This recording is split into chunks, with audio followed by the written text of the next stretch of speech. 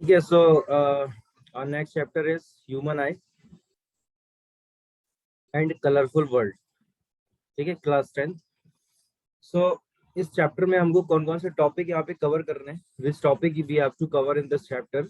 So at the first we have to cover what is introduction of the chapter, parts of human eye, how many parts of human eye, pupil, iris, like this. ठीक है, lens, retina, far point, near point, और cornea क्या होता है, lens, iris, pupil, retina, far point, near point और latest sorry least distance of distinct vision. Least distance of distinct vision means what? The distance between near point and far point. The distance between near point and far point is called least distance of distinct vision. Accommodation, myopia, cause of myopia, correction of myopia. Myopia is what? Myopia क्या है? एक हमारी आंखों में एक problem है, उसको myopia कहते हैं। अब उसमें होता क्या है वो अभी आगे डिटेल में पढ़ेंगे। फिर आता है hypermetropia, cause of hypermetropia, correction of hypermetropia, presbyopia. ये प्रेस बायोपिया क्या होता है? रेस, वैसे इसको पता मेनली जो है ना, इसको रेस बायोपिया बोलते हैं। यहाँ पे जो पी होता है वो साइलेंट होता है, ठीक है, रेस बायोपिया बोला जाता है इसको। पी पी इसमें यूज नहीं करते हैं बोलने में इसको ना, प्रेस बायोपिया नहीं होता है, रेस बायोपिया कहते हैं। और इसका ये कब होता है लोगों में? ओल्ड एजेस में होता है, जब लोग बूढ़े हो जाते हैं। तो आपने देखा होगा कि जब लोग बूढ़े हो जाते हैं तो उनका चश्मा कुछ इस तरह का होता है, नीचे अलग टाइप का लेंस होता है, ऊपर अलग टाइप का लेंस होता है, देखा होगा, है ना। तो इसको हम लोग कहते हैं डुअल लेंस। इसको हम लोग क्या कहते हैं? Dual lens. ये होता है डुअल लेंस, ठीक है। फिर इसके बाद आता है कॉज ऑफ रेस बायोपिया। इसका कारण क्या होता है, क्यों हो जाता है लोगों में। फिर आता है करेक्शन ऑफ रेस बायोपिया। अब जब हो ही गया तो अब इसको हम लोग सही कैसे करेंगे, इसको करेक्ट भी तो करना है ना। अब किसी बीमारी के साथ तो जीने में मजा नहीं आता ना, उस बीमारी को हमको उपचार भी करना, उसको सही भी तो करना उस बीमारी को। फिर आता है advantages of eye in front of the face. अब आता है refraction through a glass prism, फिर prism, angle of prism, angular deviation. इस एंगुलर डेविएशन का मैं थोड़ा बहुत मीनिंग तो आपको रिफ्रैक्शन में बता चुका था। रिफ्रैक्शन जो हम लोगों ने पढ़ा हुआ है, तो उसमें मैं इसका मीनिंग आपको बता चुका हूँ कि एंगुलर डेविएशन का मतलब क्या होता है कि कोई भी लाइट इंसिडेंट होती है तो कितना एंगल वो अपने पाथ से, अपने रियल पाथ से वो डेविएट हो जाती है, उसको हम लोग कहते हैं एंगल ऑफ डेविएशन, ठीक है। उसके बाद स्पेक्ट्रम का मतलब क्या होता है, स्पेक्ट्रम क्या हो जाता है यहाँ पे, ठीक है। एक्रोनिम क्या होता है? Total internal reflection. ये टोटल इंटरनल रिफ्लेक्शन आपकी क्लास 10th में तो बहुत ही मतलब शॉर्ट में दिया गया है, लेकिन 12th में इसमें डिटेल है, ठीक है। तो अभी अपने में जितना है उतना हम लोग कवर कर ही लेंगे। फिर आता है condition necessary for internal reflection. Internal total internal reflection जो है उसके लिए क्या क्या कंडीशन है। और ये जो टोटल इंटरनल रिफ्लेक्शन होता है ये एक प्रकार का स्पेशल स्पेशल रिफ्लेक्शन होता है। ये एक टाइप का रिफ्लेक्शन जो है वो कैसा है, स्पेशल रिफ्लेक्शन होता है, क्योंकि यहाँ पे हम जो सरफेस को यूज करते हैं तो वो सरफेस जो होती है इसमें, वो सरफेस कैसी होती है? रिफ्रैक्टिंग सरफेस होती है।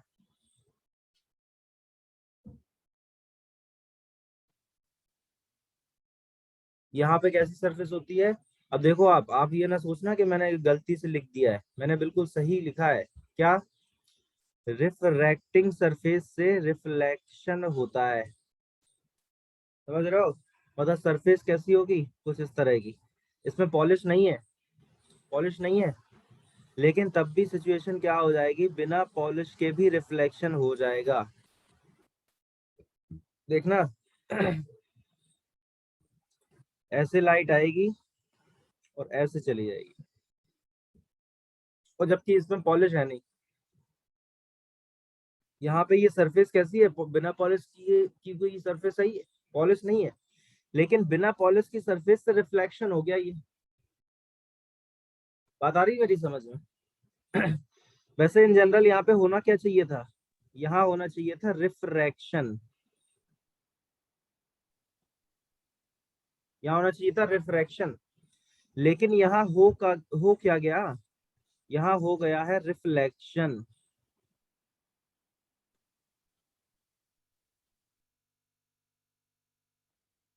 बात आ गई समझ में? यस होना सर। चाहिए था रिफ्रैक्शन, हो गया रिफ्लेक्शन। ये थी, देखो, ये थी हमारी एक्सपेक्टेशन,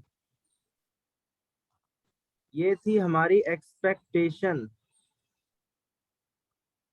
और ये मिली हमें रियलिटी।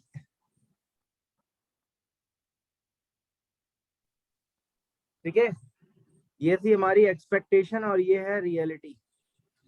एक्सपेक्टेशन वर्सेस रियलिटी देखे होंगे ऐसे वीडियो वगैरह ना, यस सर। वही है ये।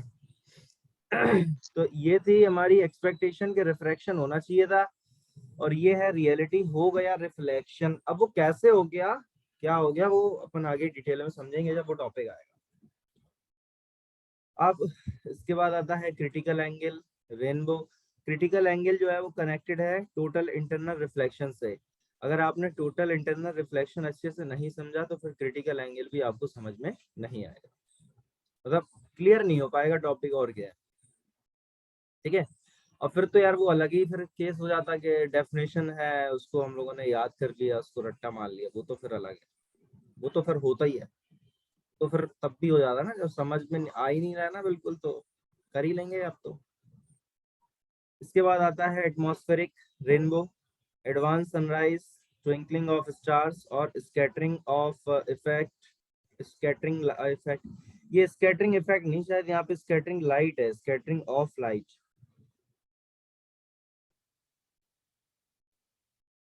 ठीक है, ये गलती से लिख गया है इफेक्ट, स्कैटरिंग ऑफ लाइट है यहाँ पे। फिर आता है टिंडल इफेक्ट।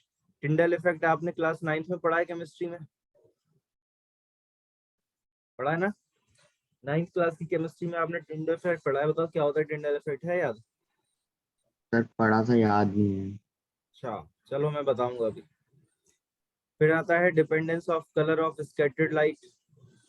ठीक है, तो इतना मेरे ख्याल से क्लियर हो गया होगा सब। Yes sir. ओके, चलते हैं फिर आगे।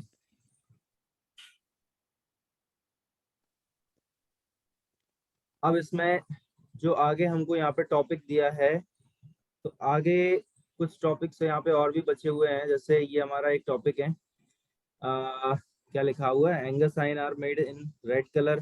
ठीक है, कि क्या सिचुएशन हो जाती है, colour of sky appears blue on a clear day, मतलब एक नॉर्मल से क्वेश्चन है ये। ठीक है, appearance of sky, astronaut in space, cloud appear white, colour of sun appear red during sunrise and sunset. अब इनके क्या क्या रीजन है, क्यों होता है ऐसा, ये सब हमको यहाँ पे देखना है इस चैप्टर में। ठीक है, स्टार जो है वो ट्विंकल क्यों करते हैं, इन सब के बारे में हमको यहाँ पे डिटेल में आप समझना है इस चैप्टर में, तो वो समझेंगे अभी हम लोग कैसे क्या होता है। ठीक है, तो ये तो हो गया हमारा चैप्टर के बारे में, मतलब क्या क्या टॉपिक हमको यहाँ इस चैप्टर में जो है कवर करने हैं। ठीक है, अब इन टॉपिक के साथ साथ अब हम स्टार्ट कर देते हैं अपना चैप्टर जो है हमारा, इंट्रोडक्शन से स्टार्ट कर देते हैं। तो सबसे पहले आता है ह्यूमन आई। यार ह्यूमन आई का मतलब क्या है, होता क्या है ह्यूमन आई?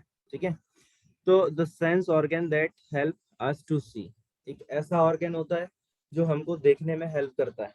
ठीक है, हमें किसी ऑब्जेक्ट को देखना है तो हम अपनी आंख से देख सकते हैं उस ऑब्जेक्ट को। ठीक है, अब इसमें सिस्टम क्या कैसे होता है, हम कैसे देख सकते हैं ऑब्जेक्ट को? होता ऐसा है कि जब हमें कोई भी ऑब्जेक्ट दिखाई देती है, तो कैसे दिखाई देती है, हमें कोई भी ऑब्जेक्ट अगर दिख रही है तो इसमें क्या होता है कि लाइट गिरी, भाई अपने घरों में रोशनी आ रही ना, तो लाइट है, तो जिस ऑब्जेक्ट को हमें देखना है तो सबसे पहले क्या होता है कि लाइट गिरी है उस ऑब्जेक्ट पे। ठीक है, उस ऑब्जेक्ट से लाइट का हुआ है रिफ्लेक्शन। मैंने क्या बोला? उस ऑब्जेक्ट से लाइट का हुआ है रिफ्लेक्शन। ठीक है, और फिर रिफ्लेक्शन होने के बाद वो लाइट गिरी अब हमारी आंखों के रेटिना पे। हमारी आंख है ना ये, इसके पीछे रेटिना होती है, अभी मैं डायग्राम से आपको शो करूंगा कि रेटिना क्या होता है, ये क्या होता है, वो क्या होता है, सब बताऊंगा। ठीक है, अभी बस आप सुन लो कि रेटिना पे गिरी, अभी कहाँ गिरती है? रेटिना पे। यानी हुआ क्या कि एक लाइट सोर्स होगा, लाइट सोर्स से लाइट निकल के ऑब्जेक्ट पे गिरेगी, ऑब्जेक्ट से लाइट टकरा के रिफ्लेक्ट होगी, रिफ्लेक्ट होगी, रिफ्लेक्ट होने के बाद वो कहाँ जाएगी, रेटिना पे आएगी, हमारे आंखों के रेटिना पे, तब जाके वो हमें ऑब्जेक्ट क्या होगी, शोन होगी, दिखाई देगी, तब जाके वो ऑब्जेक्ट हमको दिखाई देगी, अदरवाइज वो ऑब्जेक्ट हमें नहीं दिखाई। अब अंधेरे कमरे में वैसे आप बैठे हो अगर, या मान लो लाइट नहीं जल रही है, कमरे में अंधेरा है, तो क्या आपको कुछ दिखाई देता है, कुछ नहीं दिखाई देता। क्यों नहीं दिखाई देता है, तो क्यों नहीं दिखाई देता है, इसलिए नहीं दिखाई देता है कि रेटिना। वहां कोई लाइट है ही नहीं। लाइट जब है नहीं तो ऑब्जेक्ट पे गिरेगी नहीं, ऑब्जेक्ट पे गिरेगी नहीं तो रिफ्लेक्शन होगा नहीं, रिफ्लेक्शन होगा नहीं तो फिर लाइट रेटिना पे आएगी नहीं, और लाइट रेटिना पे आएगी नहीं तो वो हमें शोन होगी नहीं। सब सब लिंक है, देखो एक दूसरे से, सब लिंक है। मेरी बात तो क्लियर हो ही रही होगी आपको। Yes sir. Okay good. तो located in eye socket in skull, तो ये जो स्कल है हमारा, तो यहाँ पे आई जो है वो फिक्स होती है इस तरह से ना, ऐसे थोड़ी आई, आई को निकाल दिया हम लोगों ने, ऐसे जेब में रख लिया, चल दिए कहीं जा रहे तो, बोले कहीं ऐसा ना हो गिर जाए कहीं, तो वो फिक्स है ना। पता चला गाड़ी वाड़ी चला रहे हैं, गड्ढा आ गया तो निकल गई वो, ऐसे डोरेमोन जैसी नहीं, उसकी आंख में ऐसे स्प्रिंग लगा होता है, वो ऐसे स्प्रिंग जैसा आंख उसकी बाहर निकलती, फिर ऐसे आ जाती, फिर ऐसे हो जाती। कार्टून कार्टून कार्टून में देखा होगा, यस सर। है ना, कि जैसे वो ऊपर से जैसे गिरता है ना, ऊपर से जैसे गिर रहा, तो पहले उसकी आंखें बाहर आ जाएंगी, ऐसे ऐसे आंखें बाहर से आ जाएंगी, स्प्रिंग निकल आएगी, ऐसा होता नहीं कुछ, स्प्रिंग स्प्रिंग नहीं होती आंखों में कुछ। ठीक, ठीक है, ये स्प्रिंग बाहर आ गई जो है, वाह, ऐसे हो गया। बात क्लियर हो रही ना मेरी। सर बट ये हाँ रेटिना बाहर आईज के बीच में क्या होता है, ये लिक्विड ही तो होता है। हाँ, वो तो अभी मैं डायग्राम ये अभी बताऊंगा ना, पार्ट अभी ह्यूमन आई के, तो अभी नेक्स्ट स्लाइड में डायग्राम आएगा, उसमें मैं अभी एक्सप्लेन कर रहा हूँ उसको। ठीक है, यस सर। हाँ अभी आएगा ना, अभी तो मैं उसको बताता हूँ फिर क्या होता है उसमें जो है। तो इसका जो आई बॉल होता है उसका डायमीटर जो है वो कितना होता है, 2.3 सेंटीमीटर, इसको याद रखना आप, ये पूछा जा सकता है आपसे कि what is the diameter of eye ball, तो diameter of eye ball is 2.3 centimetre. ठीक है, अच्छा मुझे आप ये बताओ कि ये वाइट मतलब सही लग रहा है, या फिर वैसा जो सही लग रहा था ग्रीन टाइप का जो मैंने बताया था। सर दोनों अच्छे हैं। दोनों तो सही हैं, अच्छा। इससे वाइट से क्या होगा कि जैसे इनके साथ मैं आपको ये पीडीएफ भेज दूंगा, अगर आपको नोट्स भी निकालना है ना तो आप इससे प्रिंट आउट निकलवा सकते हो, लेकिन ग्रीन वाले या कलर वाले में क्या होता है, फिर वो प्रिंट आउट डार्क आ जाता है, उसमें कलर मजा नहीं आता ना फिर। इससे यस। लेकिन प्रिंट अगर चाहिए तो आपको एकदम क्लियर प्रिंट आ जाएगा। ठीक है, यस सर। तो अच्छा मैंने वो आपको ऐप एक लिंक भेजा हुआ था, तो वो आपने डाउनलोड नहीं किया क्या। सर मैंने वो डाउनलोड करा पर फिर समझ नहीं आ रहा था आगे क्या करूँ, तो नहीं मैंने तो क्या। उसमें, हाँ तो उसमें टेस्ट करा देना, मैं आपका टेस्ट कराना था मुझे, यस सर। है ना। अभी आपकी टेस्ट निपट जाए ना, फिर उसके बाद मैं टेस्ट कराता हूँ फिर। ओके ठीक है, सर। 2 टेस्ट करा लूंगा, एक फिजिक्स का और एक केमिस्ट्री का। ठीक है, यस सर। मैं चैप्टर बता दूंगा आपको जो है पहले से, फिर टेस्ट कराते हैं। तो डायमीटर को याद रखना है हमको, कि जो हमारा आई बॉल होता है उसका डायमीटर कितना हो जाता है, आई बॉल का डायमीटर जो है वो हमारा हो जाता है 2.3 सेंटीमीटर। 2.3 सेंटीमीटर ये हमारा पूरा डायमीटर है। रेडियस जो है वो कितना हो जाएगा, रेडियस तो इसका आधा हो जाएगा, 2.3/2, ये हो जाएगा हमारा रेडियस। ठीक है, अब हम लोग यहाँ पे बात कर लेते हैं पार्ट्स ऑफ ह्यूमन आई के। ह्यूमन आई के क्या क्या पार्ट होते हैं, ठीक है, तो ह्यूमन आई के क्या क्या पार्ट होते हैं उसको हम लोग यहाँ पे समझते हैं। तो ह्यूमन आई के कौन कौन से पार्ट होते हैं वो देखना है। तो सबसे पहले यहाँ पे कॉर्निया, इसको यार मैं इसको रेड कलर से नहीं लिख पाया, यहाँ पे तो लिख दिया मैंने लेंस, ये कॉर्निया मैं भूल गया लिखना जो है। तो कॉर्निया का मतलब क्या होता है, it is the outer most transparent part, it provide most of the refraction of light. ठीक है, ये क्या होता है, आउटर मोस्ट पार्ट होता है, और कैसा पार्ट होता है, ट्रांसपेरेंट पार्ट होता है, और क्या प्रोवाइड कराता है, रिफ्रैक्शन ऑफ लाइट को प्रोवाइड कराता है। रिफ्रैक्शन ऑफ लाइट यहाँ से होता है, मतलब लाइट आएगी, मतलब बाहर से लाइट आएगी फिर वो अंदर जाएगी, ठीक है, तो वहां पर रिफ्रैक्शन होगा, मतलब मीडियम चेंज हो रहा है, लाइट का पाथ चेंज हो रहा है, तो यहाँ पे क्या हो जाएगा, फिर रिफ्रैक्शन ही हो रहा है।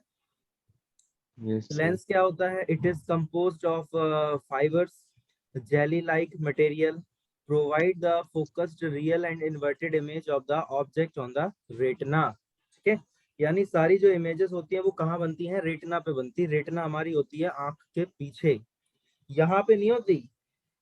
ये तो खोपड़ी का पीछा हो गया, आंख जो ये दिखाई दे रही है आपको, इसके पीछे की बात हो रही।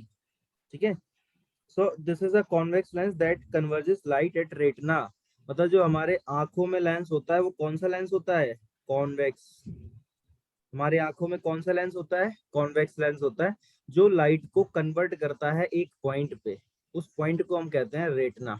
ठीक है, अब अगर लाइट रियल में उस पॉइंट पे नहीं पहुंच रही ठीक है, तब हम कहते हैं कि हमारी आंखों में क्या आ गया, डिफेक्ट। फिर हमें लगाना पड़ता है चश्मा।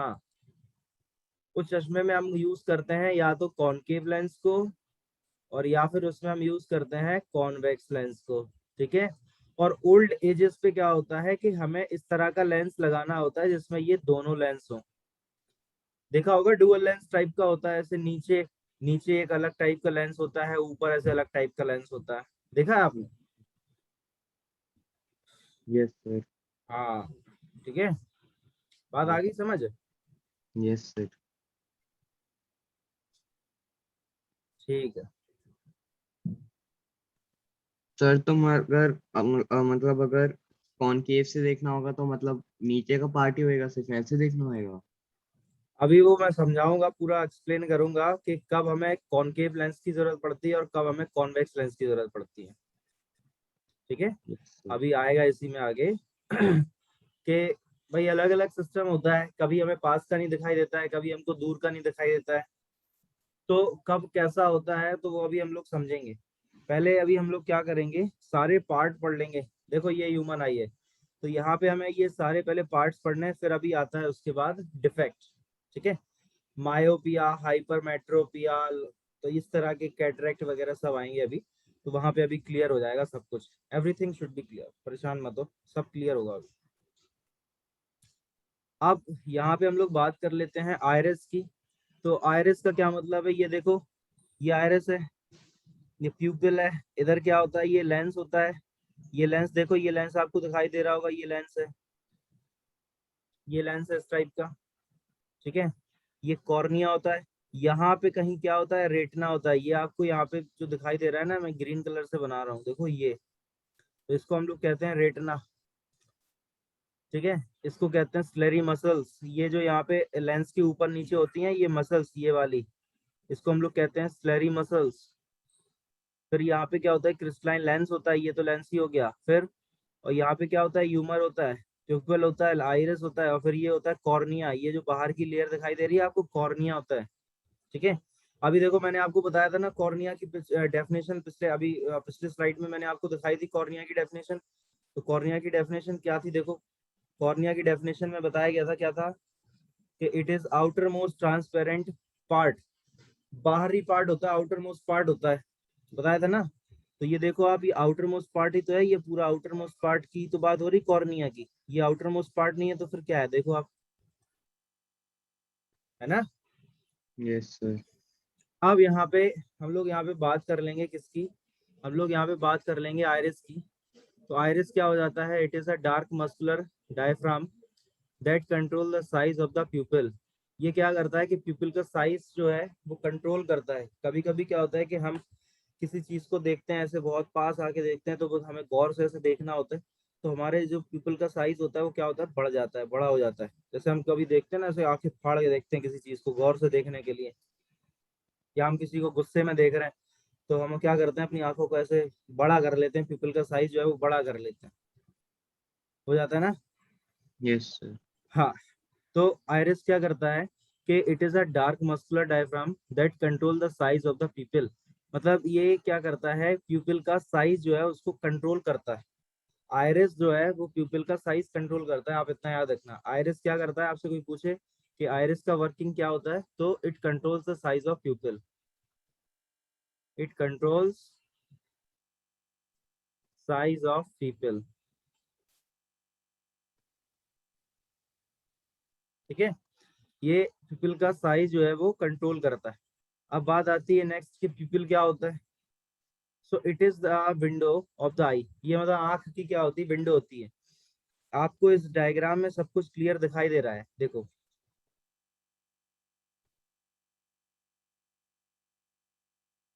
हम्म। अब आप यहाँ पे देखो कि ये पीपल बनाया गया मैंने, तो यहीं से तो ये सामने ही तो है। अब यहीं से तो हमको यार यहाँ से चीजें दिखाई देंगी, यहीं से तो चीजें हमको दिखना स्टार्ट होंगी कि नहीं, कि कहाँ से स्टार्ट होंगी, यहीं से तो होंगी स्टार्ट हमको दिखना। तो ये यस जो प्यूपिल है वो बिल्कुल आंख के सामने वाला पार्ट हो गया। अब जब ये बिल्कुल सामने वाला पार्ट हो गया है तो इसको हम विंडो कह देंगे। बिल्कुल जो सामने है, आंख के सामने है, उसको हम क्या कह देंगे, विंडो कह देंगे। तो क्या हो जाएगा कि पीपल जो होता है वो क्या होता है, हमारी आंख की विंडो होती है।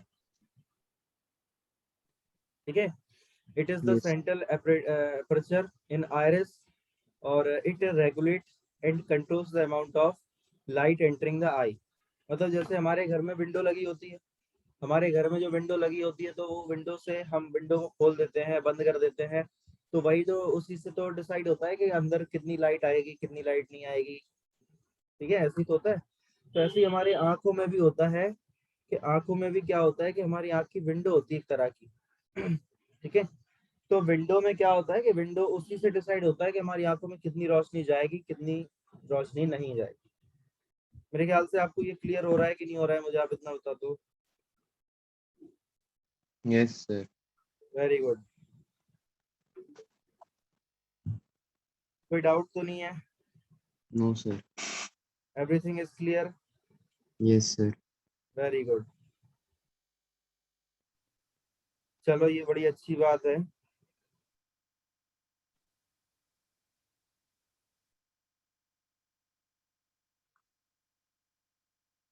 ठीक है, तो अब यहाँ पे हम लोगों ने देख लिया पीपल का मीनिंग। अब रेटिना की बात हम लोग करते हैं। तो रेटिना का मतलब क्या हो जाता है, what is the meaning of retina. तो मैंने आपको बताया कि सारी जो इमेजेस होती हैं वो कहाँ बननी चाहिए, रेटिना पे। और अगर इमेजेस हमारी रेटिना पे नहीं बन रही है तो इसका मतलब है कि आंखों में कोई ना कोई डिफेक्ट है। ठीक है, आंखों में यस फिर क्या है, कोई ना कोई डिफेक्ट है। ठीक है, अब आंखों में कौन सा डिफेक्ट है, हमें पास की चीज नहीं दिखाई दे रही है या हमको दूर की चीज नहीं दिखाई दे रही है, या फिर ओल्ड एजेस पे क्या होता है कि पास का भी हमको बहुत अच्छा क्लियर नहीं दिखता है, और क्या कहते हैं कि दूर का भी हमको क्लियर नहीं दिखता है। ठीक है, और कभी कभी तो क्या हो जाता है कि कलर कलर वगैरह भी समझ नहीं आते। पता है, हो जाता है ना कि कलर पता चला ब्लू कलर है हम उसको ब्लैक कलर बोल रहे हैं, रेड कलर है उसको हम ब्राउन बोल रहे हैं, कलर भी समझ नहीं आते कभी कभी क्या होता है। ये सब आंखों में कुछ डिफेक्ट होते रहते हैं। ठीक है, और रेटिना अब हम डिस्कस कर लेते हैं कि व्हाट इज रेटिना, रेटिना का क्या मीनिंग होता है। तो it is a delicate membrane having enormous number of light sensitive cell. मतलब इसमें क्या होता है रेटिना में कि लाइट सेंसिटिव सेल्स होते हैं, और इसमें सबसे इम्पोर्टेंट बात यह है कि ऑब्जेक्ट का जो इमेज होता है वो हमारा रेटिना पे बनता है। ठीक है, तो इसको हम क्या बोल सकते हैं, इसको अगर हम लोग लिखना चाहेंगे तो कैसे इसको हम लिख सकते हैं, image formed at retina, images formed at retina.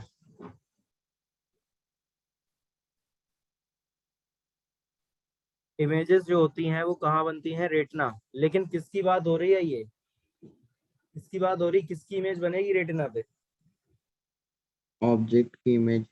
Object की इमेज तो बनेगी, लेकिन मतलब आंखों में कोई करेक्शन मतलब कोई डिफेक्ट नहीं होना चाहिए। फॉर नॉर्मल आई की बात हो रही है ये,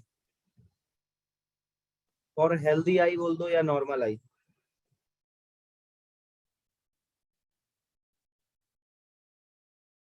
नॉर्मल आई की अगर हम लोग बात करते हैं मतलब हेल्दी आई की बात करते हैं, जो लोग चश्मा वगैरह यूज नहीं करते हैं, जिनकी आंखों में कोई प्रॉब्लम नहीं होता है, तो उनकी बात हो रही है ये, कि उनके लिए जो इमेज है वो रेटिना पे बन जाएगी। लेकिन अदर लोगों की बात अगर की जाए तो उनकी इमेजेस जो है वो रेटिना पे नहीं बनती। जैसे आप जो है ये चश्मा लगाए हुए हैं, स्पेक्टिकल्स लगाए हुए हैं, तो आपकी आंखों में भी डिफेक्ट है, ठीक है भाई, आपकी आंखों में भी कोई ना कोई डिफेक्ट है, या तो आपको पास का नहीं दिखता होगा, फिर या तो आपको दूर का नहीं दिखता होगा। अभी आपकी यस ओल्ड एज तो है नहीं कि दोनों ही नहीं दिखाई देते मुझे, तो सर यस ना सर मुझे पास का क्लियर दिखता है, ना मुझे दूर का क्लियर दिखता है, तो ये तो ओल्ड एज पे होता है। यस सर तो अभी आप ओल्ड तो हो नहीं, 14 15 16 years old only, yes sir ठीक है। तो आंखों में भी डिफेक्ट है। तो आपके केस में क्या है कि आपकी जो इमेज है, ऑब्जेक्ट को देखने के लिए इमेज है, वो रेटिना पे नहीं बन रही, लेकिन हमको इमेज रेटिना पे ही बनानी है। ये तो मतलब एक हम लोगों ने मतलब डिसाइड कर लिया कि इमेज तो रेटिना पे ही बनानी है कैसे भी करके। अब या तो इमेज रेटिना के पहले बन रही होगी, या इमेज रेटिना के बाद बनी होगी। इमेज रेटिना पे नहीं बन रही, या तो कहीं पहले बन गई या फिर कहीं बाद में बन रही। ऐसी तो हो रहा होगा। यस सर तो या तो इमेज जो है वो रेटिना पे तो नहीं बन रही, पहले बन रही होगी, या फिर इमेज कहाँ बन रही होगी, बाद में बन रही होगी। मेरी बात आपको समझ आ रही है कि नहीं आ रही है? यस सर ठीक है। तो अब हम यहाँ पे बात कर लेते हैं फार पॉइंट की। तो फार पॉइंट का मतलब क्या होता है? The maximum distance. Far point का मतलब हो जाता है the maximum distance eight which object can be seen clearly. अब मेरी बात सुनना, दो तरह के पॉइंट होते हैं। मैं एक मिनट रुको, मैं इसका जो है पहले स्क्रीनशॉट लेके आपको सेंड कर दूंगा, ठीक है। मैं अलग स्लाइड में चलता हूँ, मैं चलता हूँ अलग स्लाइड में। यहाँ पे देखो आप, यहाँ सुनो। एक होता है नियर पॉइंट, दिखाई दे रहा ना? यस सर एक होता है नियर पॉइंट, एक होता है फार पॉइंट,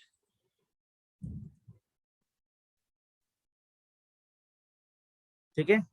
और एक होता है रेंज ऑफ विजन।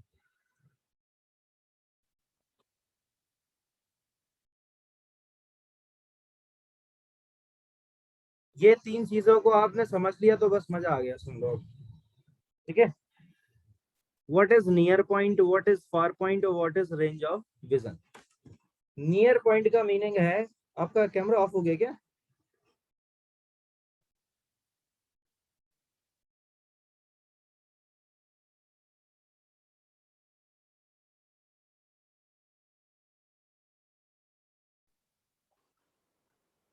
तो यहाँ पे अब हम लोग बात कर लेते हैं नियर पॉइंट के बारे में, फार पॉइंट के बारे में, और रेंज ऑफ विजन के बारे में हम लोग यहाँ पे डिस्कशन करते हैं। तो नियर पॉइंट का मीनिंग क्या होता है? जैसे मान लो कि ये मेरे पास पेन है, ठीक है। अब यार इस पेन को देखने के लिए एक लिमिट होगी, मेरी आंखों में इस पेन को देखने की एक लिमिट सेट है कि इतनी दूरी पे अगर ये इतनी डिस्टेंस पे अगर ये मुझसे रखा है, ऐसे मैं दिखा रहा हूँ, देखो इतनी डिस्टेंस पे अगर ये मुझसे रखा हुआ है तो ये मुझे क्लियर दिखाई देगा। यस जब सर इसको मैं और पास लाऊंगा तो ये मुझे अब क्लियर दिखना बंद हो जाएगा, ठीक है। यस मतलब सर ये कैसा दिखाई देगा फिर?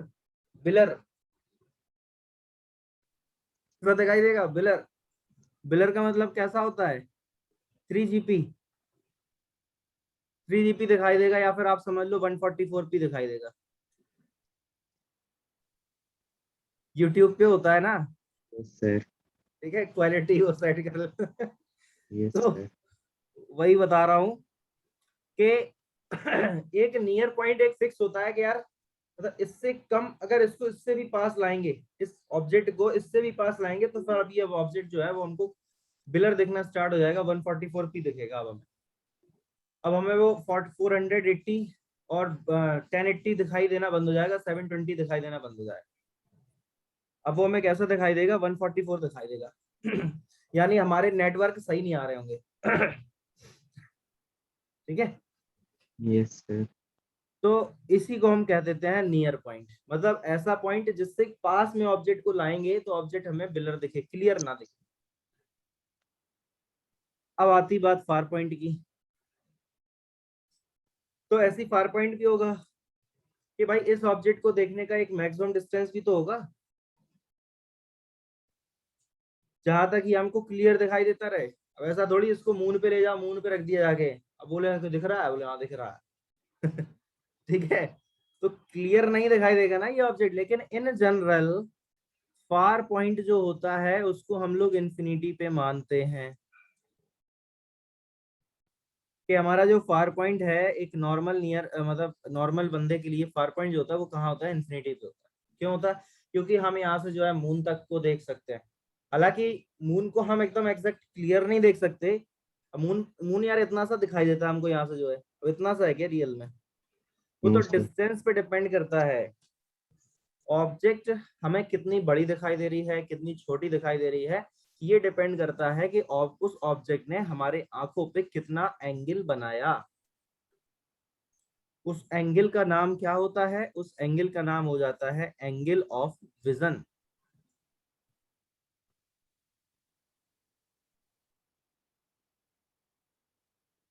इसको हम लोग बोल देते हैं एंगल ऑफ विजन। तो एंगल ऑफ विजन को कैसे डिफाइन कर सकते हैं? The angle subtended, the angle subtended by any object at our eyes. ठीक है, मतलब किसी भी ऑब्जेक्ट ने हमारी आंखों पे कितना एंगल बनाया। मेरी बात आपको समझ आ रही है? Yes sir.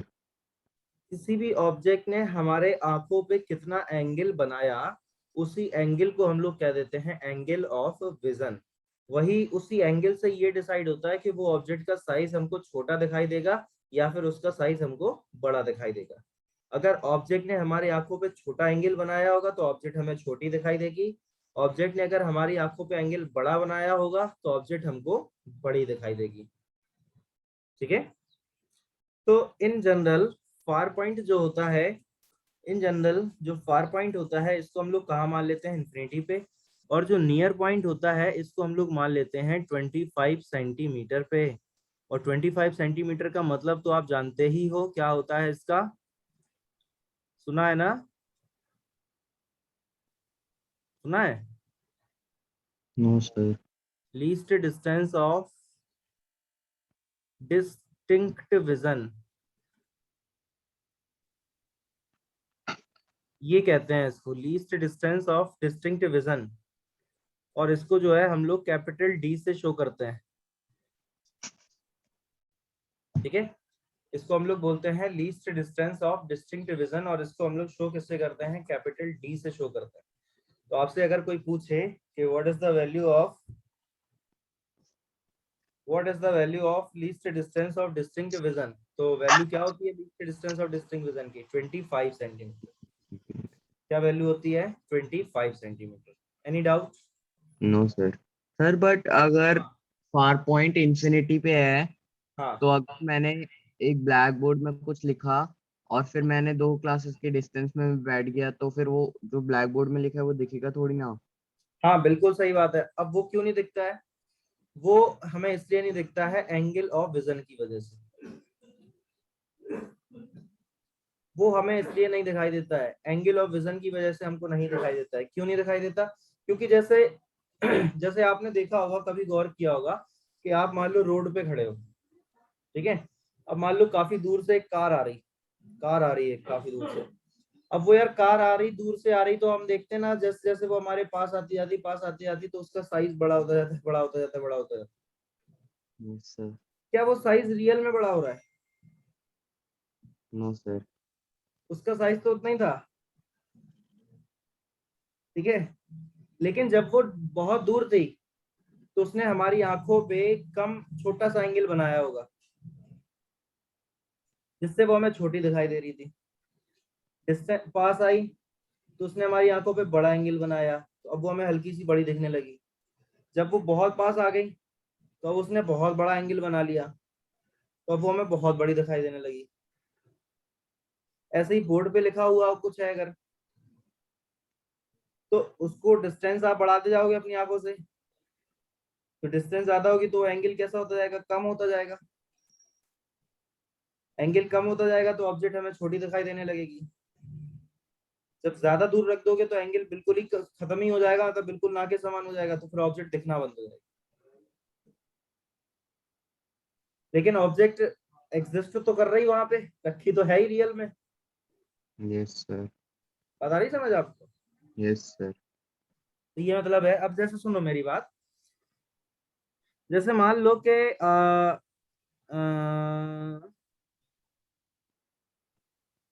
ये ह्यूमन आई है, ये मान लो, ये मान लिया हम लोगों ने ह्यूमन आई, ठीक है। अब इस पॉइंट को अगर हम लोग बोल दें कि ये है हमारा नियर पॉइंट,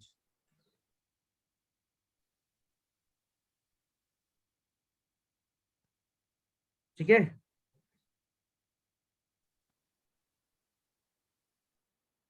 और ये है हमारा ब्राउन वाला फार पॉइंट, ठीक। तो अब क्या होगा कि नियर पॉइंट से अगर हम देखें तो नियर पॉइंट के लेफ्ट में अगर हम आएंगे तो क्या हमें ऑब्जेक्ट दिखाई देगी? क्लियर क्लियर दिखाई देगी? ऑब्जेक्ट तो यार दिखती है, देखो ऑब्जेक्ट तो दिखेगी ना। अब आप इस मार्कर को बहुत पास ऐसे रख लो तब भी तो हमें दिख ही रही ना ये।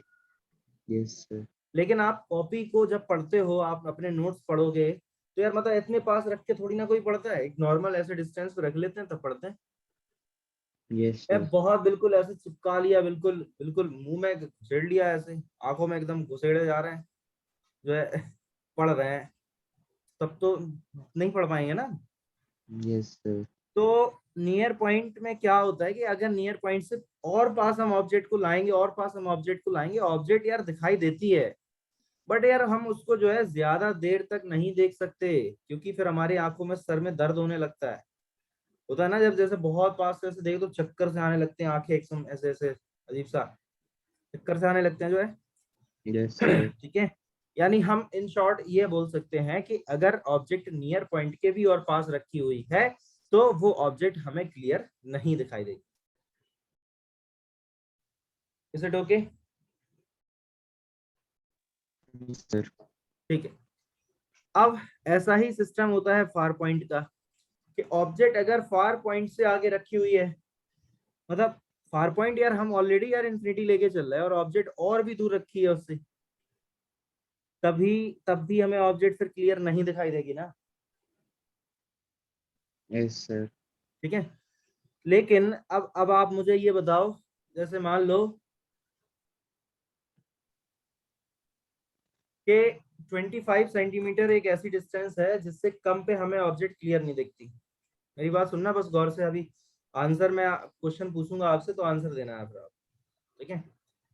हमें कोई ऑब्जेक्ट है वो 25 सेंटीमीटर से पास उसको जब हम लाते हैं तो हमें नहीं दिखती क्लियर, और मैक्सिमम उसको हम 60 सेंटीमीटर तक रख दें अपनी आंखों से, 60 सेंटीमीटर तक उसको रख देते हैं, तो और 60 सेंटीमीटर के बाद अगर हम उसको ले जाते हैं तब भी वो हमको क्लियर नहीं दिखाई देती।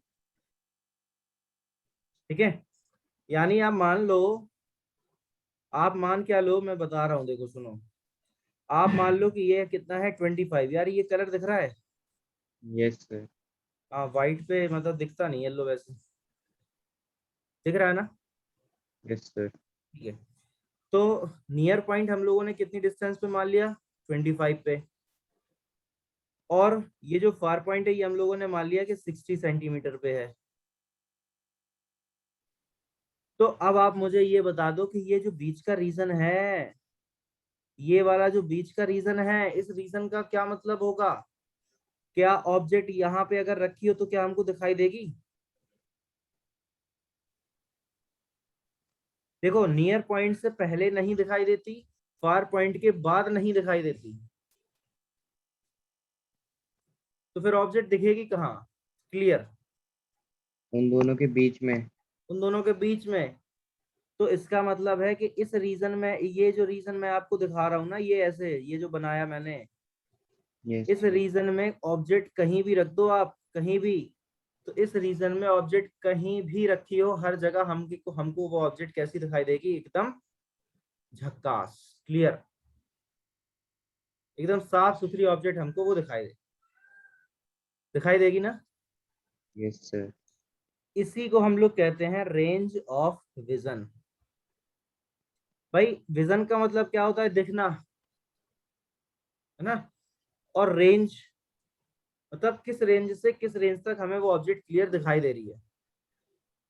तो नियर पॉइंट से लेके फार पॉइंट तक हमको ऑब्जेक्ट क्लियर दिखती है, तो इनके बीच का जो डिस्टेंस होता है उसे ही हम क्या कहते हैं, रेंज ऑफ विजन कहते हैं। कोई डाउट है? No sir. मेरी बात आपको अच्छे से समझ आई या फिर कोई समस्या हुई, ये बताओ। सर हाँ भी समझ। क्लियर हो गया ना? Yes sir. ये चैप्टर आपने पहले पढ़ा है? No sir. ठीक है, तो सब कुछ एवरीथिंग इज क्लियर। यस तो सर। आप मुझे बताओ नियर पॉइंट क्या होता है। इसको मैं रेज कर रहा हूँ, ठीक है, अभी कुछ पूछना है, इसमें लिखा हुआ है सब कुछ, बता दो। No sir. अब आ गया? Yes sir. चलो बताओ नियर पॉइंट क्या होता है। सर 25 सेंटीमीटर और आई के बीच में जो डिस्टेंस होता है उससे पहले जो भी ऑब्जेक्ट रखेगा वो नियर पॉइंट होएगा। नहीं, नियर पॉइंट का मतलब क्या है, point means what, point means एक एक जगह होगी ना, वो सिंगल पॉइंट है ना वो। Yes sir. तो नियर पॉइंट का मतलब क्या होता है, मतलब आंखों से नियर पॉइंट 25 पे होता है बस, सेंटीमीटर। और नियर पॉइंट का मीनिंग ये होता है कि आंख, आई और नियर पॉइंट के बीच में ऑब्जेक्ट कहीं भी रख दो दिखाई नहीं देगी क्लियर हमको। फार पॉइंट का मतलब क्या होता है? 75 नहीं 65 सेंटीमीटर। 65 नहीं यार वो तो मैं एक एग्जाम्पल बताया था। इन्फिनिटी, इन जनरल तो इन्फिनिटी ही मान लेते हैं ना। और रेंज ऑफ विजन क्या होता है?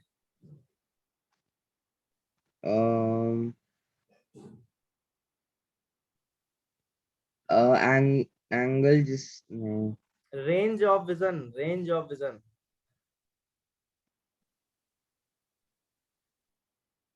मतलब हमें ऑब्जेक्ट जो दिखाई देती है वो किस रीजन में दिखाई देती है, वो पूछ रहा हूं मैं आपसे।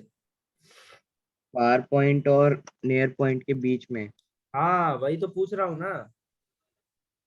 और भाई रेंज बनी है तो रेंज का मतलब क्या होगा कि कोई ना कोई डिस्टेंस होगा, विजन की रेंज है, दिखने की रेंज है। तो फार पॉइंट के, सॉरी, नियर पॉइंट के आगे और फार पॉइंट के पहले, यानी बीच का जो रीजन होगा उसमें हमको ऑब्जेक्ट सब जगह क्लियर दिखाई देगा। मेरी बात क्लियर हो गई? Yes sir. कोई डाउट है?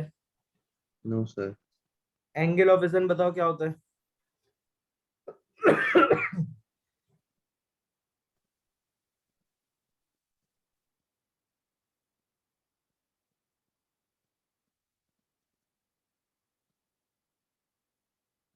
अरे भाई नाम में ही क्लियर है ना यार, इतना क्या सोच रहा हूँ, एंगल, एंगल है ना।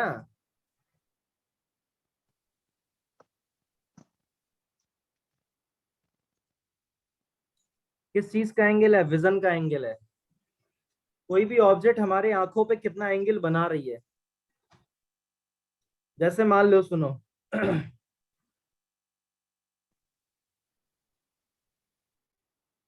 मन नहीं लग रहा क्या पढ़ने में जो है।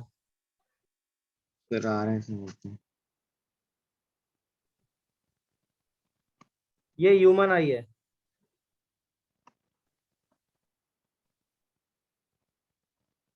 मान लिया, ठीक है, आंख है ये, किसी की तो होगी होगी।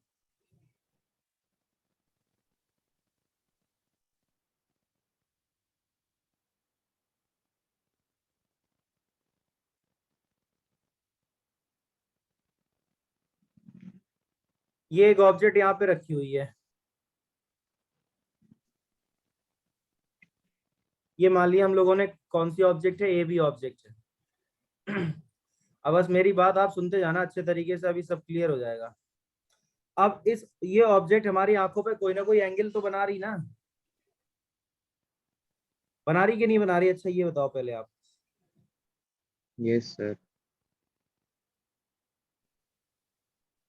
तो यही तो एंगल बन रहा होगा हमारी आंखों पे, ठीक है। Yes sir. मान लो ये अल्फा एंगल है। अब बिल्कुल इसी सेम साइज की ऑब्जेक्ट को हमने दूर रख दिया। हम ऑब्जेक्ट को आंखों से दूर की तरफ ले जा रहे हैं, यहां ले गए। अब आप देख लो बिल्कुल साइज सेम है ना कि नहीं है, देख लो साइज सेम है बिल्कुल। Yes sir. ठीक है, अब सुनना मेरी बात को। अब एंगल देखो,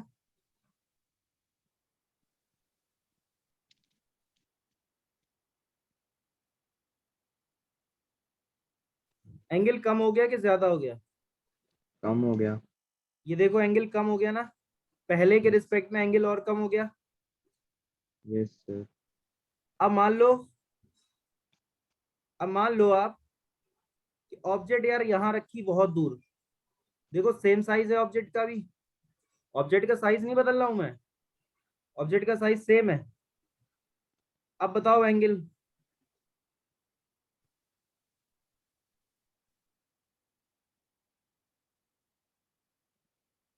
देखो अब एंगल और भी कम हो गया। Yes sir. तो जैसे जैसे ऑब्जेक्ट की डिस्टेंस बढ़ेगी हमारी आंखों से दूर होती जाएगी जब ऑब्जेक्ट, तो उसका जो एंगल है वो जितना हमारी आंखों पे एंगल बन रहा था वो अब कम होता जाएगा, ठीक है। और जब बनने वाला एंगल कम होता जाएगा तो फिर ऑब्जेक्ट का साइज भी हमें छोटा दिखाई देना स्टार्ट होने लगेगा, छोटा दिखेगा, ठीक है। इसीलिए जब ऑब्जेक्ट बहुत दूर होती है तो वो हमको बहुत छोटी छोटी दिखाई देती है। बात आ रही समझ?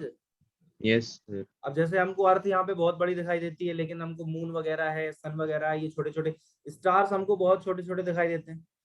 अब बताओ अच्छा स्टार हमको छोटे क्यों दिखाई देते हैं मून के रिस्पेक्ट में, क्यों बताओ, क्या रीजन दोगे इसका? आपसे कोई पूछे कि स्टार आपको मून के रिस्पेक्ट में छोटे दिखाई देते हैं, क्यों? सर मून तक का, आइस से मून तक का एंगल जो होता है वो ज्यादा होएगा, तो हाँ, और स्टार्स तक का एंगल है वो कम हो जाएगा तो। बिल्कुल सही बात है। मतलब इसका सीधा सा लॉजिक ये है कि मून हमारी आंखों पे बड़ा एंगल बनाता है क्योंकि वो पास है, स्टार्स जो है वो बहुत ही दूर है, मून से भी ज्यादा दूर है, और वो हमारी आंखों पे छोटा एंगल बनाते हैं, इसलिए वो हमें छोटे दिखाई देते हैं। इतना सब कुछ क्लियर हो गया कि नहीं हो गया? यस तो ये sir. Far point, near point, everything is clear ना? Yes sir. ओके, अब चलते हैं अपन बैक टू पवेलियन। कहाँ थे अपन? ये पढ़ रहे थे ना? चलो सुनो, तो कॉर्निया वगैरह, लेंस वगैरह, अच्छा ये तो पढ़ लिया ना अपन ने, कॉर्निया क्या होता है, लेंस क्या होता है, ये तो अपन सब कर चुके डिस्कस।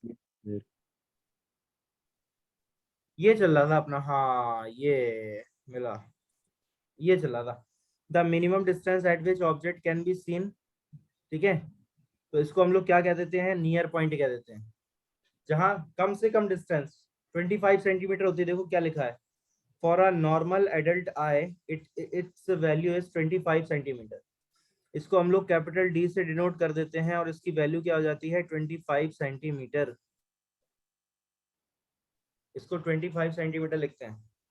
ऐसे ही फार पॉइंट देखो क्या होता है, the maximum distance eight which object can be seen clearly is far point of the near I, for normal adult I it's value is infinity. ये देखो लिखा है इन्फिनिटी, यस सर। लिखा है इन्फिनिटी, देख लो आप, ये देखो क्या लिखा है, ये मैंने ये हाईलाइट कर दिया है, इसको रेड कलर से हाईलाइट कर रहा हूं मैं, ये देखो इन्फिनिटी लिखा है कि नहीं लिखा है, यस सर। ठीक है।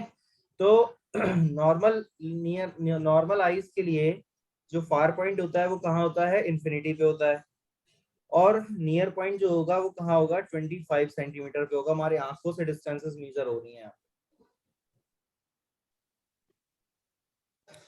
बताओ कोई डाउट, कोई प्रॉब्लम, कोई समस्या, कोई तकलीफ, कोई दुख दर्द?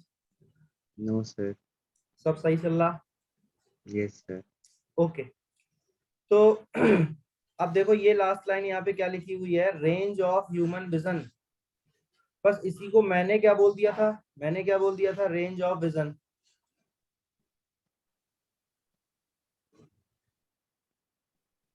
इसको मैंने क्या बोला हुआ था, रेंज ऑफ विजन। ठीक है, यहाँ पे बोला गया है रेंज ऑफ ह्यूमन विजन। यार हम लोग ह्यूमंस की तो बात कर रहे थे, हम लोग गाय भैंस बकरी की बात थोड़ी कर रहे थे। Yes sir. ठीक है, तो रेंज ऑफ ह्यूमन विजन हो या रेंज ऑफ विजन, मतलब एक हम लोग ह्यूमंस की बात कर रहे हैं। ये आंख किसकी है, किसी इंसान की तो है ये आंख, है? यस। ये बकरी की आंख थोड़ी है, यस सर। ये ह्यूमन आई है।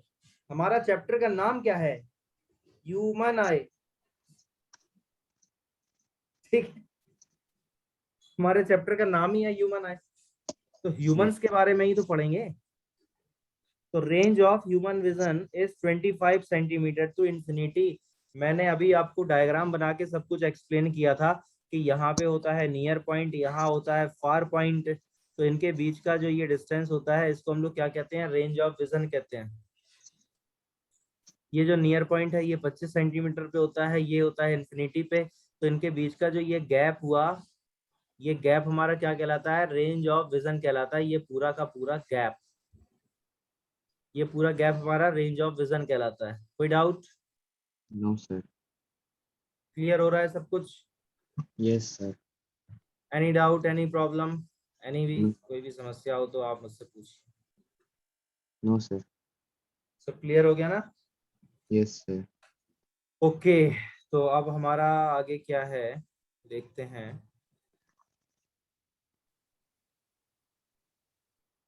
ठीक है, एकोमोडेशन को देख लेते हैं कि एकोमोडेशन यहाँ पे क्या होता है।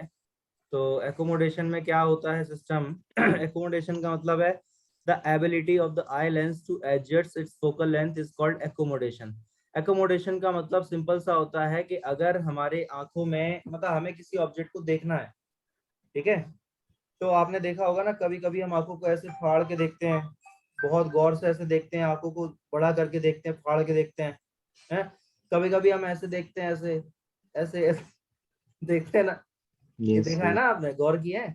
तो हम क्या करते हैं पता है, हम ये क्या करते हैं, हम ऐसे कर लेते हैं, हम ऐसे कर लेते हैं, ऐसे कर लेते हैं। ये क्या होता है, हमारे आंखों में जो ये लेंस लगा हुआ है ना, हम उसकी फोकल लेंथ को एडजस्ट कर रहे हैं।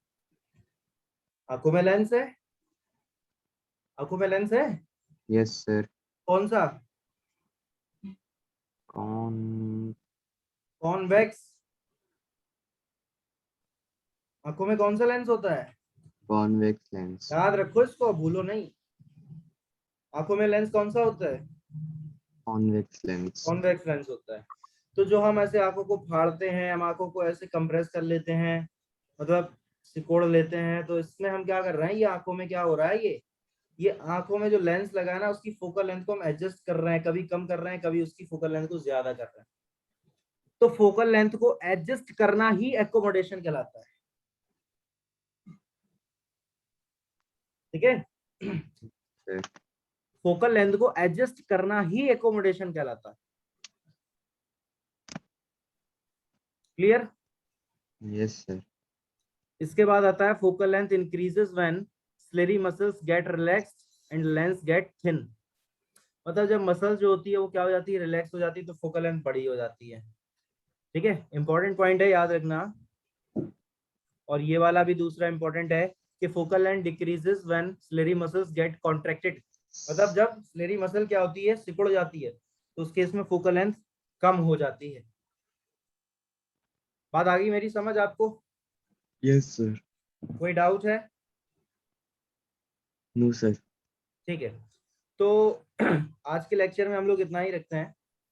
और अब ये मायोपिया है, हाइपरमेट्रोपिया है, वगैरह वगैरह जो भी ह्यूमन आई के डिफेक्ट हैं, उनको हम लोग कल स्टार्ट करेंगे। ठीक है। ओके।